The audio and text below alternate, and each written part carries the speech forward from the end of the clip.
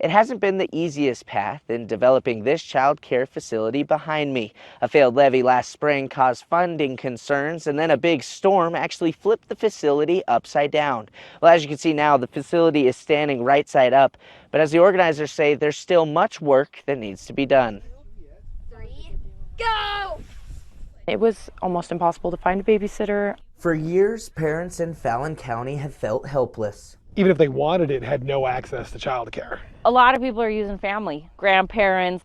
You kind of lose that grandma because she's now babysitter during the week. A lack of childcare in the county, a shocking 0 licensed facilities exist, meaning parents have been pressed for options, even quitting their jobs. I eventually went to staying at home with him just because there was no one to, watch my child while I worked. A sad reality that was brought to the ballot earlier this June. A proposed levy would have funded the startup costs of the county's first, but voters said no. It would have had probably over 100 kids that we would have been able to care for.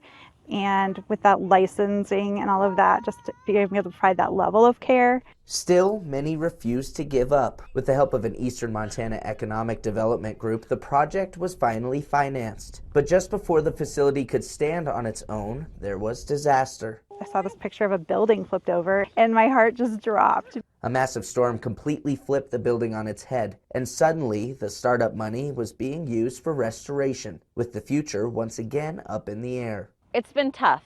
You see something fail and you think you're done. But this group wasn't done. The building once again stands tall, but more work still needs to be done on the inside. Cracks in the walls. And that's why they are hoping for community help, collecting slightly used donations such as cribs, toys, and books. They also need monetary help. And a lot of our money is actually going into making sure things are okay. Director Carrie Schwartz will be in Billings on October 28th to gather all she can. Back home, help has already started to pour in. Very emotional and almost tears in my eyes that people are stepping up the way they are. In Baker, Charlie Kleps, MTN News.